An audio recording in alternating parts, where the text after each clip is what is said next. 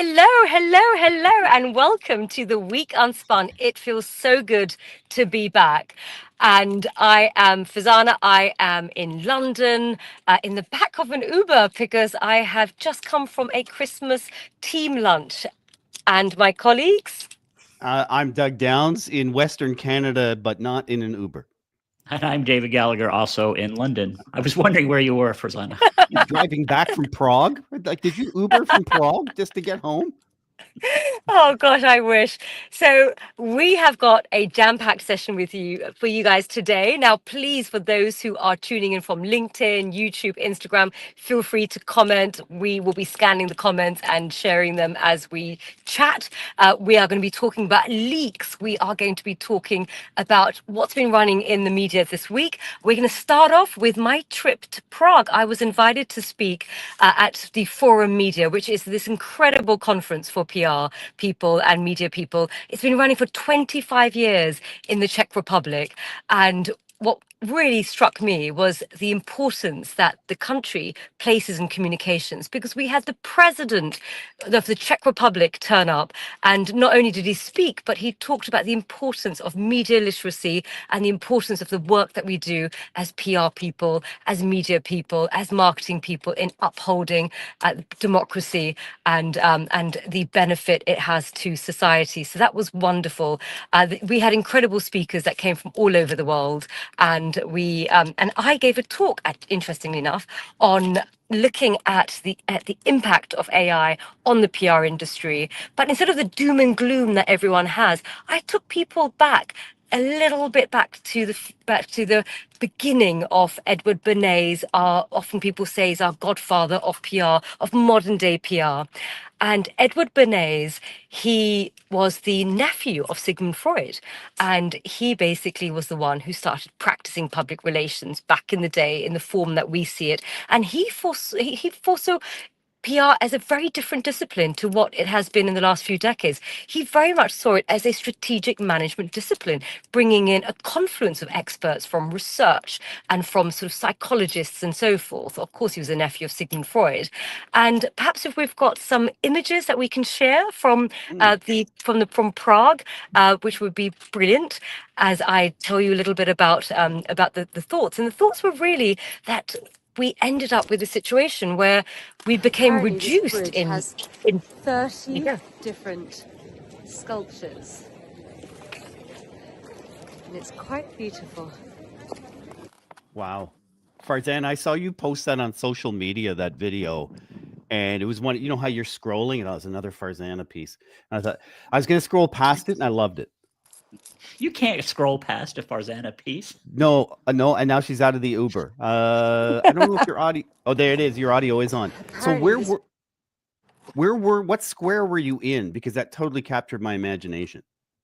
So in Prague, I actually was in this beautiful bridge called the Charles Bridge, and it has 30 statues. And I'm so sorry, I was meant to be home 5 minutes ago, but it was absolutely beautiful. But the whole incredible talk was really about actually how AI isn't going to reduce us even further into just tactical, but actually elevate us into strategy, because it will do all of the sort of, the work of, the grind aspects of PR that will unleash our ability to focus on research and planning and strategy and measurement and evaluation. And that's what I wanted to ask you guys about. Do you think AI is going to be something that's going to bring us back to the original golden era of PR, or is it going to be the death of us? You broke up a little bit, but I think the question was on whether AI will take us back to the golden era of PR.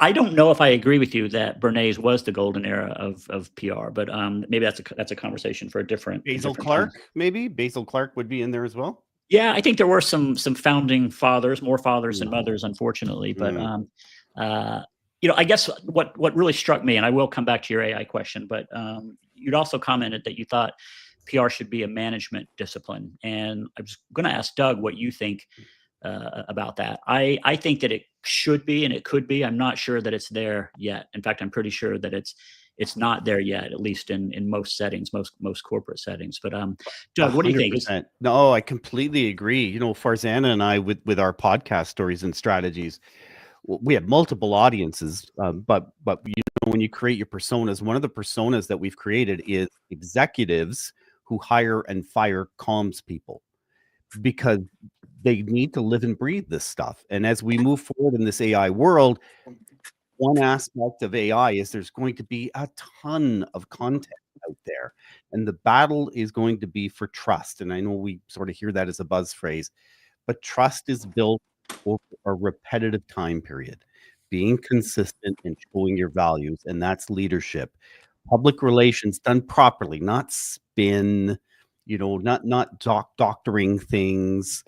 Good public relations is built on foundations like trust. Absolutely. Executives need to live and breathe that. Yeah.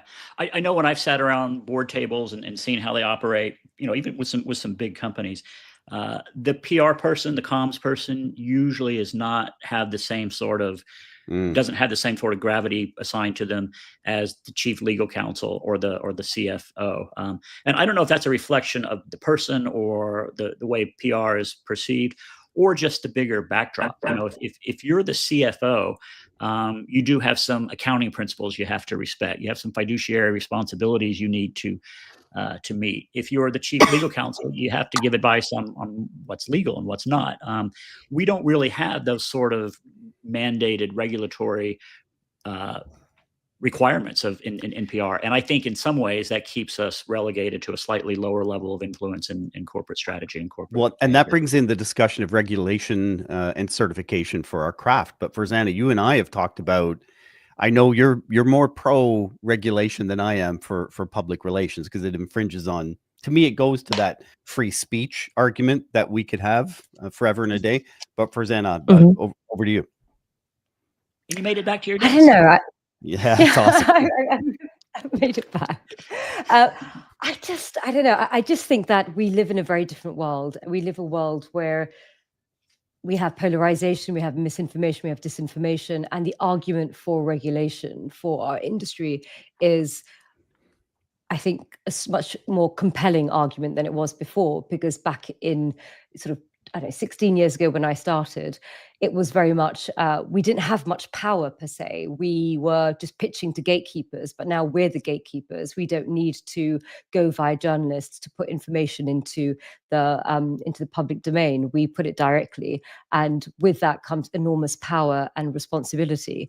And I also think there are bad actors out there. And we have seen societies have these fault lines that are created by division. We've seen some PR firms at the heart of it, which I won't name any names, but I do think that actually regulation is something that should at least be discussed, and we should acknowledge that we aren't living in a society and a information system that we were 16, 20 years ago. We're living in a different world where everyone produces information, and disinformation and misinformation has got very clear consequences.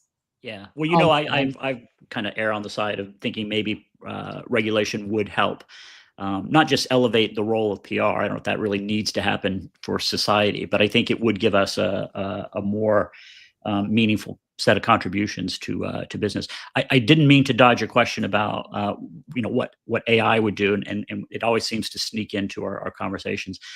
I really think the impact of AI on life is going to be much bigger than what it does to PR. And in some ways, I feel like we're almost kind of naive to think, oh, is it going to change the way press releases are produced? Yeah, but it's going to do a lot more than that. And if you think back to other times that the architecture of communication has changed or evolved, really all of life has changed and evolved around that. If you think about the printing press and what that ushered in, you think about broadcast media, what that ushered in.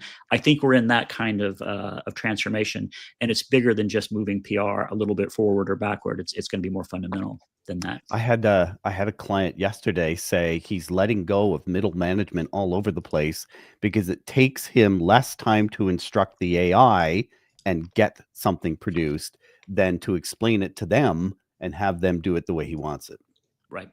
That's scary. Well, we debated whether we would introduce this. It's been in the headlines a lot, this question of whether we're on the edge of an AI bubble or not. There was a lot of chatter on a lot of business press in the last couple of weeks. It seems to have walked back a little bet since then. I think OpenAI had better results than people were necessarily anticipating. So maybe we're not, plunging into another .com type of bubble. But I don't know that we're out of danger yet there. In any case, this technology, in my opinion, will continue to advance, move forward, and have real changes in the way we think, communicate, and operate. So for that, I don't know if we got to do your conference justice. I see where we are on time. Anything you want to say at the end of that before we move into the next? You met the Czech president. That's cool. Also there was a dinner that was held beforehand for the speakers by the British ambassador to the Czech Republic, and we talked a lot about public diplomacy. And I thought it was quite interesting because diplomacy is always considered quite sort of old and crusty. And they had a brilliant comms team, and they brought together all these ideas of being ambassador for the day. So a young person becoming ambassador for the day, and then having a sort of social media chart all of their sort of minutes of the day and what it means, along with their reflections at the end.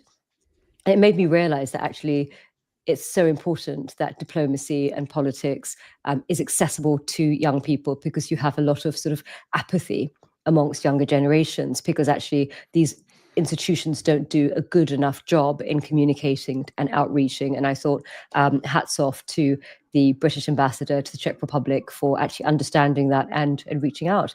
And here we have the Czech president, and we also had the Czech president who was, again, understanding the importance and the power of communications. So I think that when you have people at the helm that understand, they basically bring people in, great communicators, they engage stakeholders. It isn't rocket science, but it's nice to see when you see it done well in practice. Well, sounds like a fantastic event, and look forward to hearing further comments on that. I wanted to talk a little bit about leaks. I just felt like everywhere I looked last week and the week before, the headlines were driven by somebody leaking something to somebody else about something important. And in fact, go back a week and a half ago, I think, just before we went on the air last week, Axios produced a 28-point peace plan. Some are saying it was actually produced in Russia. It's definitely Russia friendly. That's a whole other conversation, but that kicked off a whole flurry of negotiations. People flying back and forth across oceans trying to decide, was this an American plan? Was it a Russian plan? A few days later, Axios Bloomberg produced a transcript of a conversation between the key Russian negotiator and the key American negotiator, basically coaching the Russian on how to deal with Trump and to move that negotiation forward. But it was a leaked transcript. Any number of parties could have probably had access to it. Apparently, some of these conversations were on unencrypted media.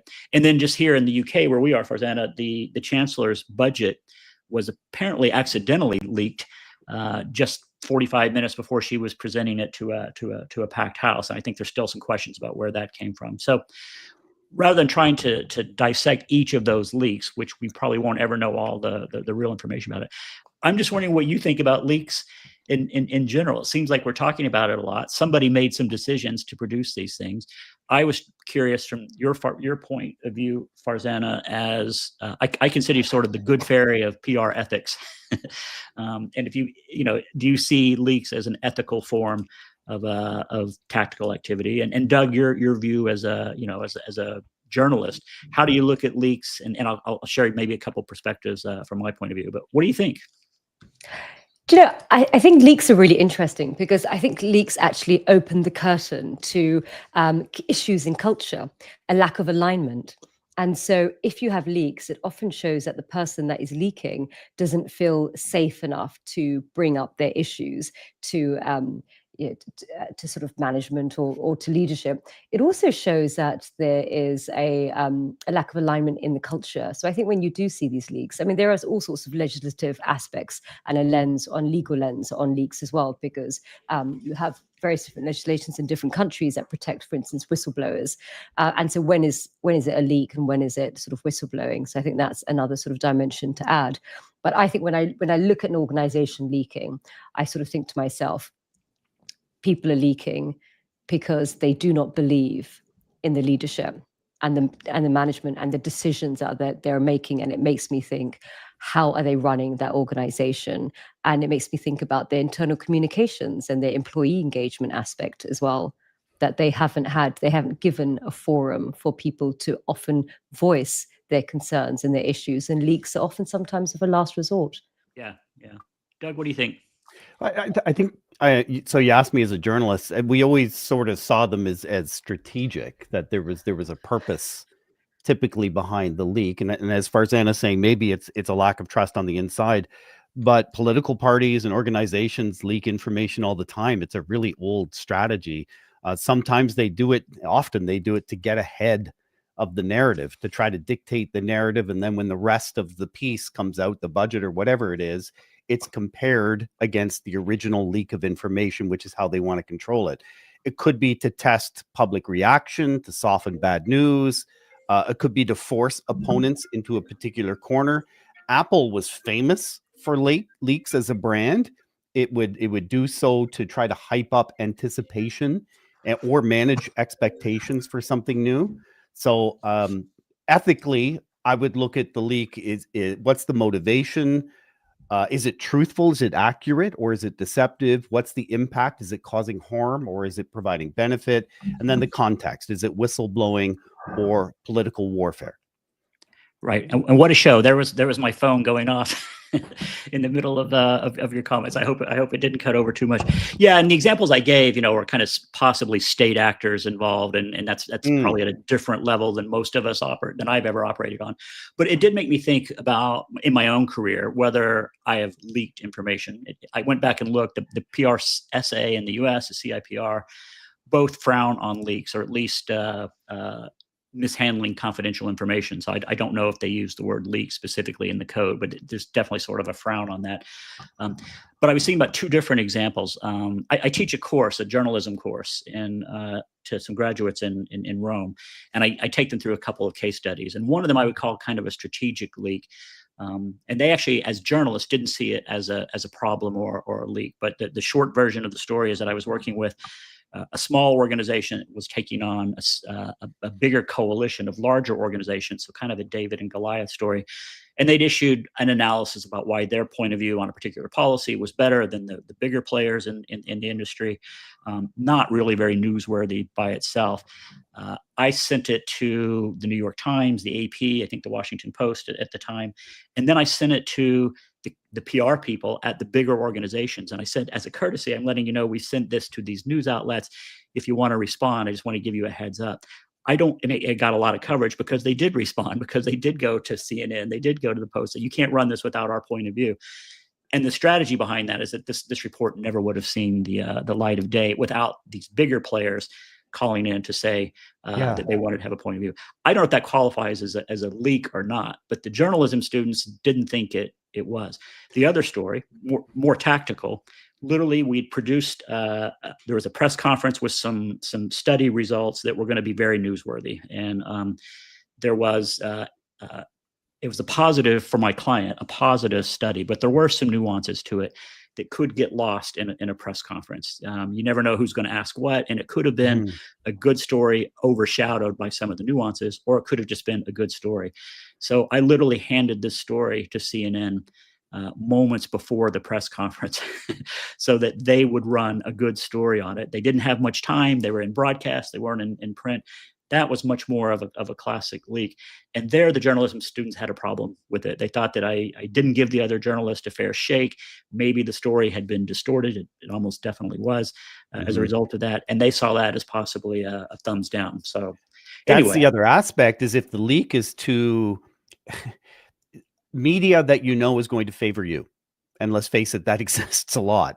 You're right. Yeah. And that's where other media will come at you with teeth showing, because they smell a rat. Yeah. Well, I just find these stories really interesting. We always look for what's going on in the world, but also how does it reflect what's happening in some sort of PR decision-making space. And I think about this all the time.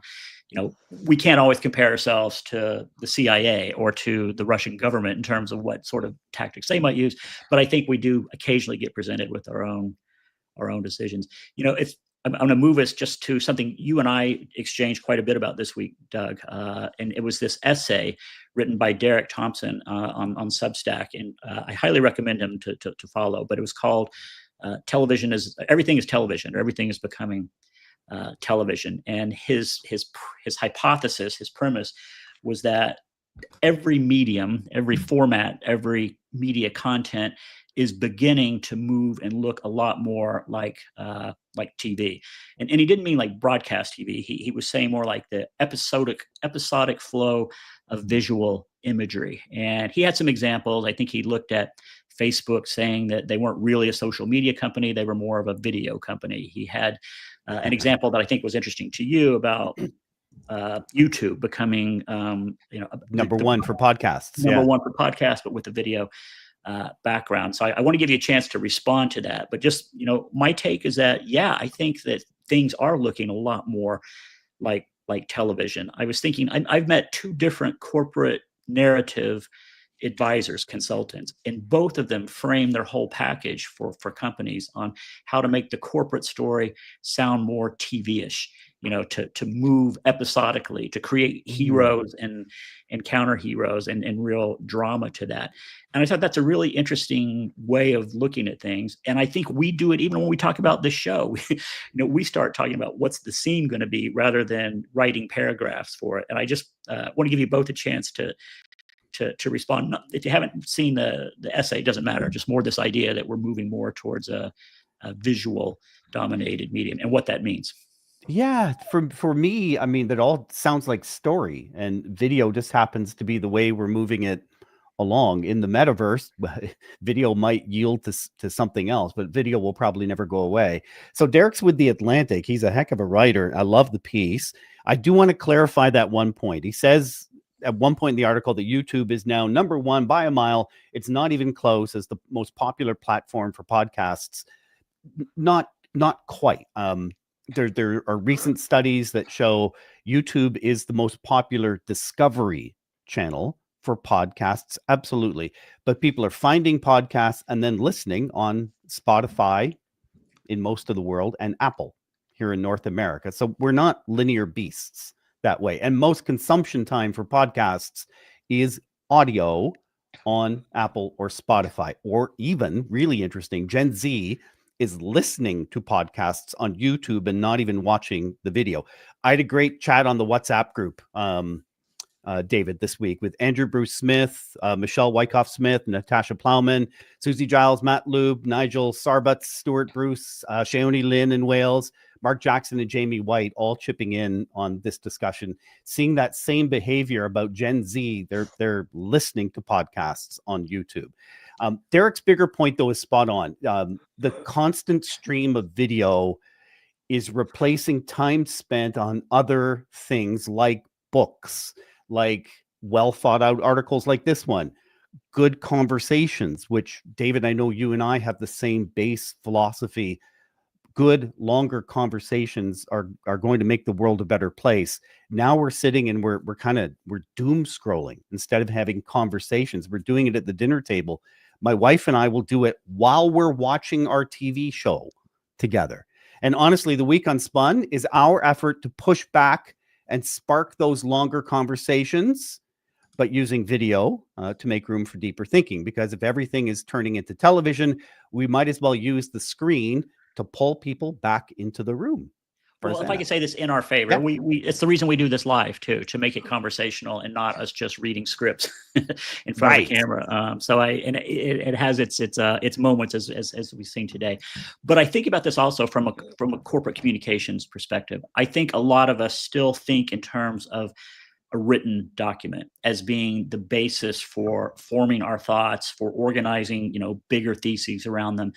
And communicating. If you think about how we were all trained to write essays, or I trained as a journalist. I learned how to write in inverted pyramid form, but it was still all textual based. And I think there is a richness to writing and reading that organizes your thoughts differently.